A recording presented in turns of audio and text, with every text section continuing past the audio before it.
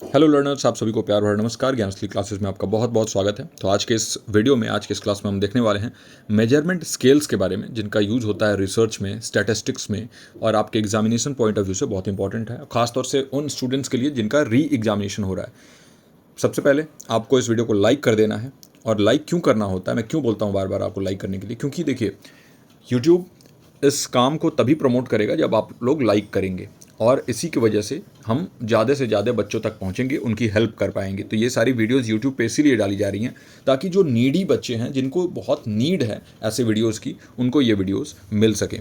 तो आप लोग को बस यही करना है कि लाइक कर दीजिए इस वीडियो को, नीचे कॉमेंट जरूर किया करिए और अपने दोस्तों के साथ, अपने ग्रुप्स में शेयर किया करिए। स्टार्ट करते हैं आज के इस वीडियो को। मेजरमेंट स्केल्स, इससे रिलेटेड क्वेश्चंस भी आए हुए थे। अभी जो एग्जामिनेशन कैंसिल हुआ है इसमें भी हमारा टारगेट जो है वो री एग्जामिनेशन वाला जो अटेम्प्ट है हमारा, अगस्त सितंबर वाला वो है, और जेआरएफ को हम टारगेट कर रहे हैं। स्टार्ट करते हैं। पेपर 1 और पेपर 2 दोनों के लिए बैचेज जो है आ चुके हैं। सिर्फ अकेले पेपर 1 लेना है तो आपको 999 पे करना है। 999 में आपको 6 महीने और या फिर जब तक आपका एग्जामिनेशन नहीं हो जाता नेक्स्ट दिसंबर वाला, तब तक के लिए वैलिडिटी होती है और बहुत ही अच्छे तरीके से कोर्स को कराया जाता है। हमारा एक ऐप है जो कि प्ले स्टोर पर मिलता है, ज्ञानस्थली क्लासेस के नाम से। उस ऐप के थ्रू आपको पढ़ाया जाता है और अभी तक जो भी बच्चे पढ़ रहे हैं उनसे आप टेस्टिमोनियल ले सकते हैं, उनसे आप पूछ सकते हैं कि कैसा पढ़ाई हो रहा है। बहुत ही सिस्टमेटिक, बहुत ही स्ट्रक्चर्ड, बहुत ही अपडेटेड कंटेंट। साथ ही साथ मॉक टेस्ट देते हैं और 24/7 जो है आपको पर्सनल चैट कर सकते हो। पर्सनल मोबाइल नंबर्स आपके पास होते हैं तो आप कांटेक्ट भी कर सकते हो। हमारे नए बैचेज जो है वो जुलाई के फर्स्ट वीक से चालू होने वाले हैं और पहले 40 दिन हम बहुत तेज़ी से लेके चलेंगे, यानी कि पहले 40 दिन में ही आपका सिलेबस कंप्लीट कर देंगे और वापस से फिर हम एक स्लो पेस पे चल के वापस से वो सिलेबस कराएंगे। तो यानी कि आपका जो है सिलेबस 2 बार कंप्लीट होने वाला है। स्टार्ट करते हैं। और ये एजुकेशन के लिए भी है। मैम एजुकेशन लेंगी, मैं पेपर 1 लूँगा और सेम है। एजुकेशन अगर आप लोगे तो 3499 और एजुकेशन वाले बैच के साथ आपको पेपर 1 फ्री मिलेगा। जो 999 वाला बैच है ये टोटली फ्री मिलेगा आपको, है ना। स्टार्ट करते हैं।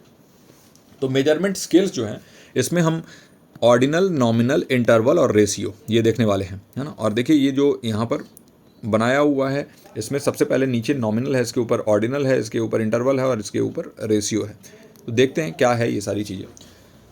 तो जो मेजरमेंट स्केल्स होते हैं ना, ये फंडामेंटल कॉन्सेप्ट है, बहुत ही बेसिक कॉन्सेप्ट है। ये किस चीज़ में? स्टैटिस्टिक्स में, यानी कि सांख्यिकी जो होता है इसके अंदर, ये बहुत ही बेसिक कॉन्सेप्ट है और बिना मेजरमेंट स्किल्स के आप स्टैटिस्टिक्स कर ही नहीं सकते हैं। अब ये बात यहाँ पर आती है कि ये सांख्यिकी क्या होता है, स्टैटिस्टिक्स क्या होता है। तो आप ये समझिए कि स्टैटिस्टिक्स जो है ना, ये एक विज्ञान है, एक साइंस है और ये क्या करता है? डेटा को संकलित करता है, संरचित करता है और विश्लेषित करता है। यानी कि ये कलेक्ट करता है, डेटा को संकलित करता है, ऑर्गेनाइज करता है और एनालाइज करता है। उसके साथ साथ इंटरप्रेट करने में हेल्प करता है ताकि हम पैटर्न्स को देख सकें। हम क्या देख सकें? स्टैटिस्टिक्स के थ्रू हम पैटर्न्स को पहचानने की कोशिश करते हैं। हम कुछ इन्फ्रेंसेस निकालने की कोशिश करते हैं। इन्फ्रेंसेस निकालने का मतलब क्या हो गया कि कुछ विश्लेषण हम करेंगे और हम क्या करेंगे? अनुमान लगाएंगे, है ना। और इसके साथ साथ डिसीजन मेकिंग, यानी कि हमें जो भी डिसीजन लेना हो, हमें जो भी चीज़ें जो है जाननी हो डिसीजन लेने के लिए, वो स्टैटिस्टिक्स के थ्रू हमें मिलती हैं। तो ये डिसीजन मेकिंग में भी हेल्प करता है। तो ये बहुत सारे ऑर्गेनाइजेशंस को, बहुत सारे कंपनीज़ को, यहाँ तक कि गवर्नमेंट भी इसकी बहुत इस्तेमाल करता है। अब ये पता चल गया कि statistics is a science that studies techniques for collecting, organising, analysing and interpreting data to help understand patterns. Okay, अब हम ये देखते हैं कि ये स्टैटिस्टिक्स के अलावा मेजरमेंट स्केल साइकोलॉजी में भी यूज़ होता है। यहाँ पर भी आप स्केल्स के थ्रू लोगों के, जब भी आप जैसे सीबीटी करते हो, सीबीटी क्या होता है? एक थेरेपी होता है ना। तो इसमें हेल्प होता है। फिर बहुत सारे रिसर्च के ऐसे फील्ड्स हैं जिसमें आप मेजरमेंट स्केल्स का यूज़ करते हो। लाइकट स्केल होता है ना। और ऐसे बहुत सारे स्केल्स होते हैं जिनका आप यूज करते हैं मेजरमेंट के लिए और रिसर्च के लिए। They define the nature of the values assigned to variables and determine the appropriate statistical analysis that can be performed. आपके पास जो मेजरमेंट स्केल्स है ना, ये क्या करते हैं? ये आपको नेचर ऑफ वैल्यू, जो भी वेरिएबल्स को वैल्यूज असाइन करते हैं ना, जैसे कि न्यूमेरिकल वैल्यू कोई वेरिएबल है और आपने उसको कुछ नंबर्स असाइन कर दिया, क्यों कुछ न्यूमेरिकल वैल्यू असाइन कर दिया, या फिर कुछ कैटेगरी में उसको बांट दिया, है ना। जैसे मेल और फीमेल हो गया, या फिर एज के थ्रू आपने कुछ बांट दिया, है ना। और इसके हिसाब से जब उसको एनालाइज आप करते हो ना, तो हम उसको क्या कहते हैं, उसको हम कहते हैं आपका स्टैटिस्टिकल एनालिसिस। और तभी वो परफॉर्म होता है जब आप कुछ वैल्यूज को असाइन करोगे इन वेरिएबल्स को, यानी कि जैसे एज, जेंडर, है ना, ये सारी चीज़ों में बांट देना। इसके बाद से फॉर एग्जांपल आप कहीं पे जाके सर्वे कर रहे हो, तो सर्वे में मैरिड, अनमैरिड ऐसे लोगों को आप बांटते हो ना, तो वो सारे स्केल्स ही आप यूज कर रहे हो वहाँ पे। ओके, 4 प्राइमरी टाइप के आपके पास स्केल्स होते हैं। पहला है नॉमिनल, दूसरा है ऑर्डिनल, तीसरा है इंटरवल और चौथा है रेशियो। नाम से ही आपको पता चल जाएगा। नॉमिनल मतलब देखिए यहाँ पे नाम मात्र, तो आप इसमें नेम्स का यूज करते हैं। और ऑर्डिनल आप ऑर्डर में लगाते हैं, यानी क्रम में। और इंटरवल यानी इसमें अंतराल होता है, और रेशियो यानी अनुपात होता है। इन सभी को आप बहुत ही विस्तृत रूप से देखते हैं। अब यहाँ पे 2 डायग्राम दिया हुआ है, और इन डायग्राम से आपको ये समझना है। नॉमिनल, देखिए यहाँ पर वेरिएबल्स को आप नेम दे देते हो। नाम जहाँ पर भी सिर्फ नाम आता हो, और वहाँ से आप किसी को कंपेयर नहीं कर सकते हैं, या फिर उसको ऑर्डर में नहीं कर सकते हैं। किस बेसिस पे करोगे? आपको मैं कह दूँ 3 नाम दे दूँ, मोहन, सोहन और आपको मोहसिन। मोहन, सोहन, मोहसिन, आपके पास 3 नाम हैं। अब इन 3 नामों को मैं बोलूँगा कि आप एक ऑर्डर में लगाओ, तो कैसे लगाओगे? आपके पास कुछ तो होना चाहिए ना, कुछ तो आपके पास एक रेफरेंस पॉइंट होना चाहिए जिसके थ्रू आप ऑर्डर में लगाओगे। फॉर एग्जांपल, मैं आपको एज बता दूं तो आप ऑर्डर में लगा दोगे। मैं बता दूं कि एक का एज है 5 साल, एक का 7 साल, एक का 9 साल, और इसको असेंडिंग में आप लगा दोगे, डिसेंडिंग में लगा दोगे। लेकिन अगर आप नाम आपको बताऊं तो आप कुछ नहीं कर सकते हो।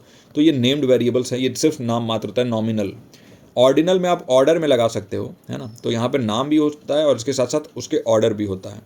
फिर इंटरवल वाले में क्या होता है? नाम और ऑर्डर, हर अगले वाला पिछले वाले को अपने अंदर रखता है ना, तो नेम, ऑर्डर, और इसमें क्या होता है? एक इंटरवल होता है वेरिएबल्स के बीच में। फॉर एग्जांपल, जैसे 0 to 10, 10 to 20, 20 to 30।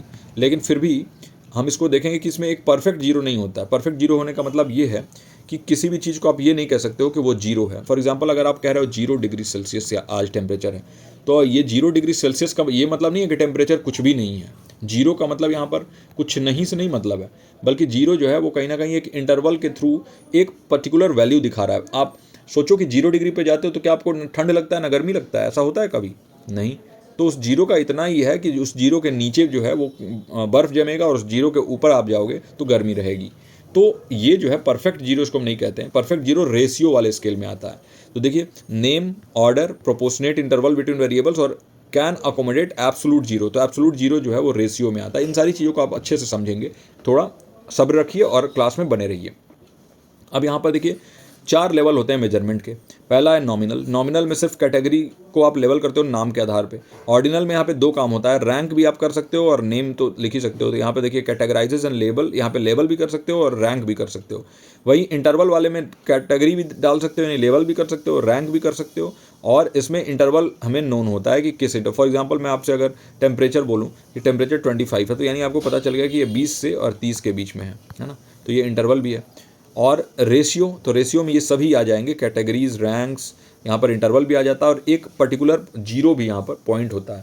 For example, मैं आपको अगर नंबर्स बोलूँ कि अब मेरे पास 1 भी रुपया नहीं है, तो मैं ये बोल सकता हूँ कि आई हैव 0 रुपीज़, तो इसका मतलब होता है एब्सोल्यूट जीरो, कुछ नहीं है मेरे पास। लेकिन अगर मैं आपको ये बोलूँ कि I am experiencing 0 degree Celsius temperature, मैं अभी 0 डिग्री सेल्सियस टेम्परेचर को एक्सपीरियंस कर रहा हूँ, तो इसका मतलब ये नहीं होता है कि इस जीरो का मतलब कि एब्सोल्यूट जीरो है।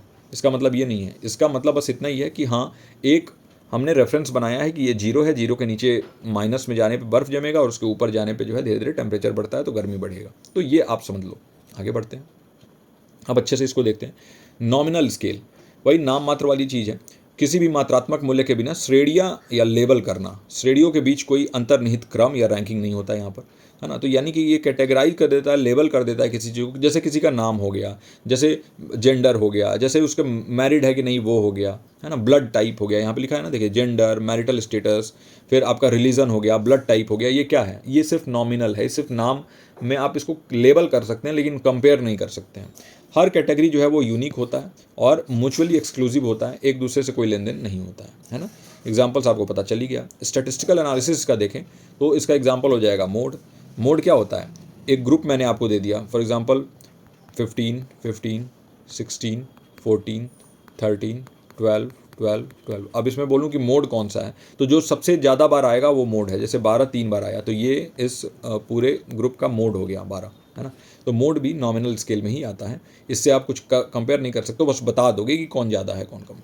फिर यहाँ पर अगर हम देखें तो काई स्क्वायर टेस्ट जो इंडिपेंडेंस के लिए हम यूज़ करते हैं, जो काई स्क्वायर टेस्ट हम करते हैं ना, तो काई स्क्वायर टेस्ट क्या होता है, ये यूज़ होता है कि अगर आप एक सिग्निफिकेंट एसोसिएशन फाइंड आउट करना चाहते हो, रिलेशन फाइंड आउट करना चाहते हो दो कैटेगोरिकल वेरिएबल्स के बीच में। अब इतना डिटेल में नहीं जाएंगे, लेकिन इतना आप याद रखो कि दो कैटेगोरिकल वेरिएबल्स के बीच में अगर आप क्या फाइंड करना चाहते हो, कुछ सिग्निफिकेंट एसोसिएशन फाइंड करना चाहते हो, तो उसके लिए आप यूज़ करते हो काई स्क्वायर टेस्ट को। और ये चेक क्या करता है कि जब एक वेरिएबल का डिस्ट्रीब्यूशन जो है वो इंडिपेंडेंट है कि नहीं एक दूसरे से। तो ये क्या चेक करता है कि एक वेरिएबल जो है ना वो दूसरे वेरिएबल से कितना आज़ाद है, कितना एक का फर्क दूसरे के ऊपर आता है, यानी डिस्ट्रीब्यूशन जो हुआ एक वेरिएबल का वो इंडिपेंडेंट है कि नहीं। तो इस टेस्ट को जो है ना, जब आप रिलेशनशिप फाइंड आउट करना चाहते हो कैटेगोरिकल डेटा के बीच में, उसी में यूज़ किया जाता है, क्वालिटी कंट्रोल के लिए यूज़ किया जाता है ना। तो ये हो गया ऑर्डिनल स्केल। ऑफ कोर्स हमने पढ़ा था, वो पिछला वाला जो था उसमें नेम याद रखना आप, और यहाँ पर ऑर्डर याद रखोगे, यहाँ पर आप रैंक कर सकते हो, है ना। तो ऑर्डिनल स्केल का मतलब क्या हो गया, देखिए categories with a meaningful order और रैंक, यानी कि यहाँ पर आप रैंक कर सकते हैं, यहाँ पर ऑर्डर में लगा सकते हैं। फॉर एग्जांपल जैसे मैंने आपको बोल दिया, एक रैंक दे दिया कि 1 to 10 पे आप मुझे रेटिंग दो, और आपने मुझे रेटिंग दिया 7।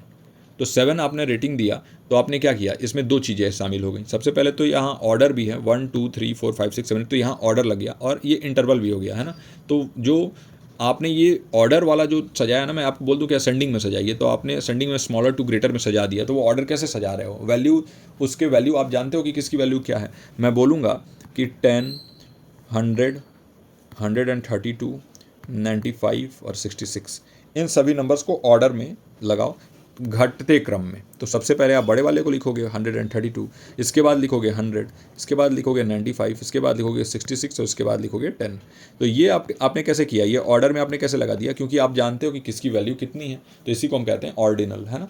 इसका मतलब ये होता है कि एक ऑर्डर में किसी चीज़ को आप अगर लगा पा रहे हो, किसी का एज दे दिया, मैंने आपको 5 बच्चों का एज दे दिया, एक का एज है 7 ईयर्स, एक का एज है 8 ईयर्स, एक का एज है 10 ईयर्स, एक का एज है 11 ईयर्स और एक का एज है 5 ईयर्स, और मैं आपको बोलूँ कि इसको ऑर्डर में आप लगाओ, चाहे बढ़ते क्रम चाहे घटते क्रम, और आपने उसको लगा दिया, तो ज़रूरी नहीं है कि इनके बीच का जो डिस्टेंस है वो इक्वल हो, इंटरवल जो है वो इक्वल हो। देखिए ये 7 से 8 1 साल का गैप है, यहाँ 2 साल का गैप है, यहाँ 1 साल का गैप है, यहाँ पर इन दोनों के बीच में कितना 6 साल का गैप है। तो ज़रूरी नहीं है कि वो जो डिफरेंस है वो सेम हो, लेकिन आप रिलेटिव पोजीशन बता सकते हैं। देखिए एक पोजीशन तो आप बता सकते हो कौन सा बड़ा है कौन सा छोटा है ना। और मैग्नीट्यूड से कोई फ़र्क नहीं पड़ता। मैग्नीट्यूड का मतलब क्या होता है कि इन दोनों के बीच में कितना डिफरेंस है उस नंबर से कोई फ़र्क नहीं पड़ता, बस आपको ऑर्डर में रैंक में लगाना होता है, इसीलिए इसका नाम है ऑर्डिनल स्केल।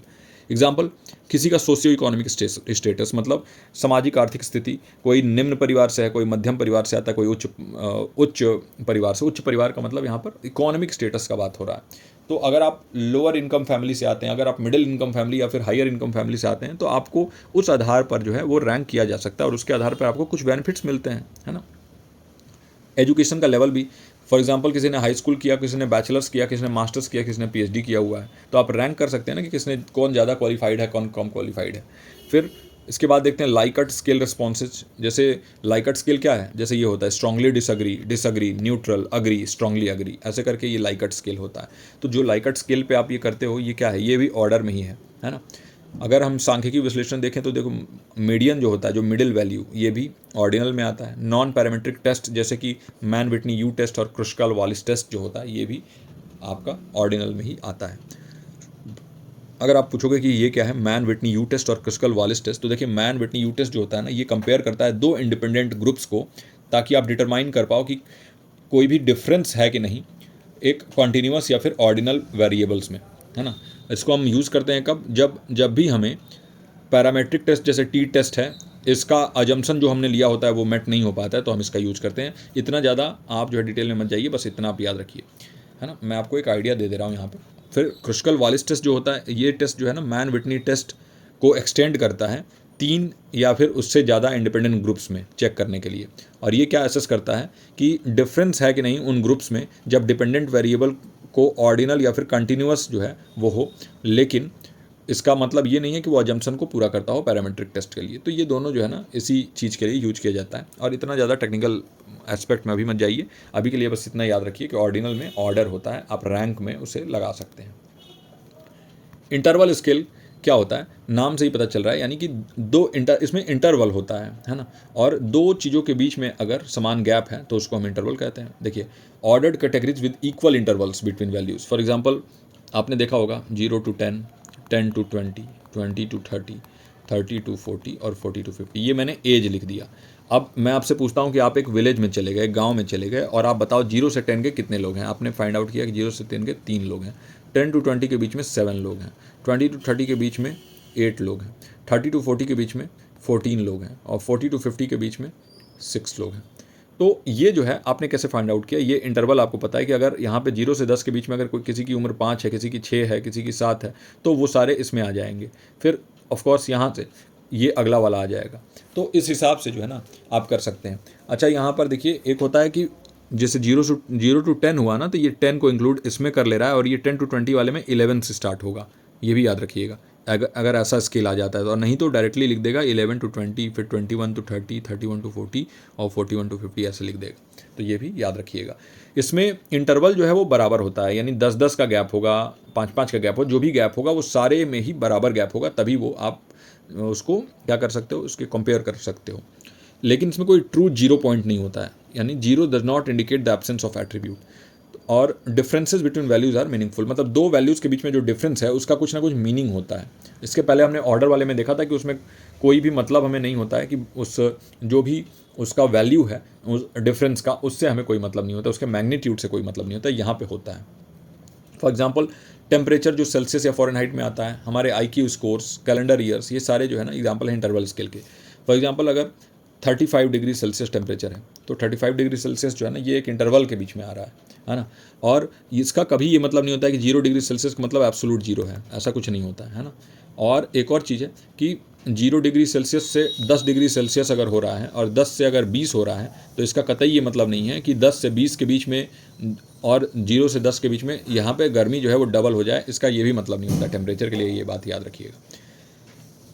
और स्टैटिस्टिकल एनालिसिस, जैसे मीन जो एवरेज हम निकालते हैं वो इंटरवल के बेसिस पे होता है, स्टैंडर्ड डेविएशन जो निकालते हैं वो इंटरवल स्केल के बेसिस पे होता है, पैरामीट्रिक टेस्ट जैसे कि टी टेस्ट और एनोवा होता है, ये भी इसी के बेसिस पे होता है। मीन क्या होता है आपको पता ही है, एवरेज निकालते हैं। फॉर एग्जांपल अगर 2, 4, 6, 8 और 10 आपके पास ये वैल्यूज़ हैं, और मैं बोलूँ कि इसका मीन निकालो, तो आप क्या करोगे, 2 + 4 + 6 + 8 + 10, इसको जोड़ोगे और डिवाइड कर दोगे जितने नंबर्स हैं, जैसे 1, 2, 3, 4, 5, तो 5 से डिवाइड कर दिया, 4, 2, 6, 6, 12, 12 और 8, 20, 10, 30/5 और 30/5, यानी कितना हो गया आपके पास 6। तो 6 आपका आंसर आ गया। तो ये इसको हम कहते हैं क्या, एवरेज या फिर मीन। तो मीन जो है ना वो भी इंटरवल के ही बेसिस पे निकाला जाता है। इसके बाद स्टैंडर्ड डेविएशन क्या होता है, तो ये वेरिएशन को मापता है, अमाउंट ऑफ वेरिएशन जो होता है ना मापता है उसको, और कितना जो है डिस्पर्जन है, एक कोई भी वैल्यूज़ का एक सेट दे दिया मैंने आपको, 2, 4, 6, 8, 10 ही दे दिया, तो इसमें ये देखेगा कि किधर किसका झुकाव है, किधर ज़्यादा वैल्यू है, किधर कम वैल्यू है, ये सब इंटरवल के ही बेसिस पे होता है ना। और कौन सा वैल्यू मीन के क्लोज है ना, ये देखते हैं। हाई स्टैंडर्ड डेविएशन ये इंडिकेट करता है कि जो डेटा पॉइंट्स हैं वो स्प्रेड आउट हैं, वाइड रेंज है उनका। तो ये सारी चीज़ें हैं। पैरामीट्रिक टेस्ट जैसे टी टेस्ट और एनोवा। टी टेस्ट क्या होता है, इसको हम यूज़ करते हैं ये डिटरमाइन करने के लिए कि सिग्निफिकेंट डिफरेंस है कि नहीं। अगर हम बात करें मीन्स में, दो इंडिपेंडेंट ग्रुप का अगर हम एवरेज निकालते हैं तो उनके बीच में कोई सिग्निफिकेंट डिफरेंस है कि नहीं इसके लिए। और ये क्या अज्यूम करता है कि जो भी डेटा है ना वो नॉर्मली डिस्ट्रीब्यूटेड है, और वेरिएंस जो दो ग्रुप के हैं ना वो इक्वल है इंडिपेंडेंट टी टेस्ट के लिए। और एनोवा क्या है, एनोवा मतलब होता है एनालिसिस ऑफ वेरिएंस। इसको हम यूज़ करते हैं मीन्स को कंपेयर करने के लिए, 3 या 3 से ज़्यादा अगर मीन्स हैं उनको कंपेयर करने के लिए, इंडिपेंडेंट ग्रुप्स के लिए यूज होता है ये भी। और अगर उनमें कुछ स्टैटिस्टिकली कुछ डिफरेंसेस हों उनके बीच में, तब ये यूज होता है। और ये क्या चेक करता है, जो नल हाइपोथेसिस हमने पढ़ा था ना, वो जो न्यूट्रल वाला स्टेटमेंट होता है नल हाइपोथेसिस, उसको टेस्ट करता है। और इसका मतलब ये होता है कि भाई सारे ग्रुप्स जो हैं वो इक्वल हैं, कोई भी ऑल्टरनेटिव हाइपोथेसिस के अगेंस्ट में हम अगर बात करें तो, और एक ग्रुप जो है ना कम से कम वो दूसरों से अलग होगा। एनोवा में हम ये सारी चीज़ें देखते हैं। तो इतना आप टेक्निकल एस्पेक्ट मत जाइए, बस इतना याद रखिए इंटरवल में यहाँ पर ऐसे ही पता चल जाता है कि जैसे इंटरवल का मतलब होता है कि जैसे एक से बीच दूसरे के बीच में बराबर डिफरेंस होगा, है ना। 0 to 5, 6 to 10, 11 to 15, है ना, इस टाइप से होता है। अब आ जाते हैं हम रेशियो स्केल में। तो रेशियो स्केल नाम से ही पता चल रहा है, यानी अनुपात वाले यहाँ पे पूरा बात है। और यहाँ पर क्या होता है कि हम कैटेगरीज को ऑर्डर करते हैं, हर इक्वल इंटरवल में तो ऑर्डर होगा ही ये, है ना। तो यहाँ पे देखिए ऑर्डर भी होता है, नेम भी होता है, ऑर्डर में भी इसको करते हैं हम, इक्वल इंटरवल भी होता है, और इसमें एक 0 पॉइंट भी होता है। तो सारे जो अभी तक हमने पढ़ा, यानी नॉमिनल, ऑर्डिनल, इंटरवल और रेशियो, ऐसे आप याद भी रख सकते हैं इसको। नुआर, NOIR, इसको हम नुआर पढ़ते हैं। ये एक वर्ड होता है रियल में, इसके बारे में सर्च करिएगा। नुआर का मतलब मेरे हिसाब से होता है नाइट या फिर डार्क ब्लैक, ऐसे करके कुछ होता है नुआर। तो नुआर से आप याद कर सकते हैं। नॉमिनल, इसका मतलब हो गया नॉमिनल, ये हो गया ऑर्डिनल, ये हो गया इंटरवल, और ये हो गया रेशियो। और इसमें एब्सोल्यूट 0 पॉइंट होता है। 0 ये इंडिकेट करता है ना कि कोई भी चीज़ नहीं है, बिल्कुल एब्सेंस है उसका, ये एट्रीब्यूट करता है। और डिफरेंस और रेशियो दोनों ही इसमें मीनिंगफुल होता है। एग्जांपल के लिए किसी की हाइट, तो अगर किसी चीज़ को मैं कह रहा हूँ कि वो 0 फीट है, तो 0 फीट मतलब उसका अस्तित्व कुछ नहीं है, वो 0 है। वेट अगर मैं किसी को बोल दूँ कि ये 0 kg का है, तो 0 kg मतलब वो है ही नहीं, तो इसका मतलब इसमें एब्सोल्यूट 0 होता है। किसी की ये 0 है तो मतलब वो अभी कुछ भी नहीं, अभी वो जस्ट बर्थ अगर किसी ने लिया तो उसको आप कह सकते हो। इनकम किसी की 0 है, मतलब उसके पास कोई इनकम नहीं है, तो मतलब इसमें एब्सोल्यूट 0 होता है। इसमें 0 का मतलब 0 ही होता है ना। स्टैटिस्टिकल एनालिसिस अगर इसके देखें तो geometric mean, coefficient of variation और बाकी सारे स्टैटिस्टिकल एनालिसिस जो होते हैं ना, जो भी इंटरवल स्केल्स में आते हैं, वो सारे इसमें लागू होते हैं, रेशियो स्केल में भी। और इसके अलावा GM, जो ज्योमेट्रिक मीन हम निकालते हैं मैथ्स में, कोफिशिएंट ऑफ वेरिएशन, ये सारे रेशियो स्केल में आते हैं। ज्योमेट्रिक मीन क्या होता है? ज्योमेट्रिक मीन जो है ना, वो सेंट्रल टेंडेंसी का एक मेजर है। कैलकुलेट किया जाता है सारे वैल्यूज़ को मल्टीप्लाई करके एक डेटा सेट में, और फिर उनका nth रूट निकाल के, है ना। ये सारा थोड़ा टेक्निकल एस्पेक्ट आपको हल्का हल्का बता दे रहा हूँ बस। और इसको यूज़ किया जाता है जब भी डेटा जो है ना उसमें स्क्यूड डिस्ट्रीब्यूशन है। मतलब स्क्यूड का मतलब क्या है? जैसे एक यहाँ पर मैंने यहाँ पर ग्राफ बनाया, और अगर एक तरफ ज़्यादा झुकाव है ग्राफ का, है ना, देखिए अब ये अगर ये है तो देखिए इधर एक तरफ ज़्यादा एक तरफ कम अगर हो जाए, उसको हम स्क्यूड कहते हैं। और स्क्यूड में भी बहुत अलग अलग तरीके के होते हैं। तो इसमें हम ज्योमेट्रिक मीन का इस्तेमाल करते हैं। जैसे कोई फाइनेंशियल डेटा है, फिर रेट ऑफ चेंज दिया हुआ है ओवर द टाइम, अगर कुछ किसी चीज़ का रेट में चेंज हो रहा है तो ज्योमेट्रिक मीन के थ्रू आप पता लगा सकते हैं। कोफिशिएंट ऑफ वेरिएशन, जिसे CV के नाम से भी हम जानते हैं, कोफिशिएंट ऑफ वेरिएशन, ये रिलेटिव वेरिएबिलिटी को मेज़र करता है। और इसको कैलकुलेट किया जाता है कैसे? रेशियो जो स्टैंडर्ड डेविएशन का है मीन से, उससे calculate, standard deviation to mean का रेशियो जो होता है ना वो। और इसको एक्सप्रेस किया जाता है परसेंटेज में, कोफिशिएंट ऑफ वेरिएशन परसेंटेज में एक्सप्रेस किया जाता है। इससे हम क्या कंपैरिजन करते हैं कि जो भी अलग अलग डेटा सेट्स हैं ना, उनके बीच में वेरिएबिलिटी को हम देखते हैं, और उनका कोई भी स्केल हो, कोई भी यूनिट हो, लेकिन हम उसको कंपेयर कर सकते हैं। जितना कम जो है वो कोफिशिएंट ऑफ वेरिएशन होगा, उतनी कम वेरिएबल लेस वेरिएबिलिटी आप कह सकते हैं, उतना कम वेरिएबल होगा वो, और मीन से रिलेट करके। और जितना हाई होगा ये इसकी वैल्यू कोफिशिएंट ऑफ वेरिएशन की, उतना ज़्यादा वेरिएबिलिटी होगा, है ना। तो ये है हमने पढ़ा। क्या समरी में देखते हैं। नॉमिनल स्केल, इसमें कोई भी ऑर्डर नहीं होता है, बस आप नेम दे देते हो। जैसे किसी का जेंडर आपने कह दिया कि कोई मेल है, कोई फीमेल है, कोई थर्ड जेंडर है, कुछ भी आपने बोल दिया तो बस हो गया। नॉमिनल स्केल नाम दे दिया, उससे कुछ कंपेयर नहीं कर सकते हो।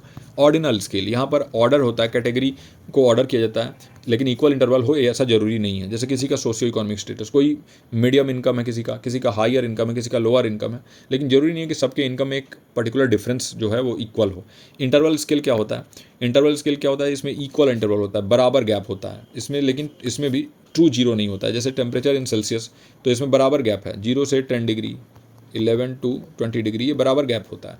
लेकिन अगर आप बात करो तो इसमें 0 का मतलब ये नहीं होता है कि एब्सोल्यूट 0 हो जाए, वहाँ पे कुछ फील ही ना हो। 0 का मतलब बस एक बता दिया गया कि 0 से नीचे जाओगे तो फिर वहाँ पर आप बर्फ़ जमेगा, और 0 के ऊपर जाओगे तो वहाँ पर गर्मी धीरे धीरे बढ़ेगी, है ना।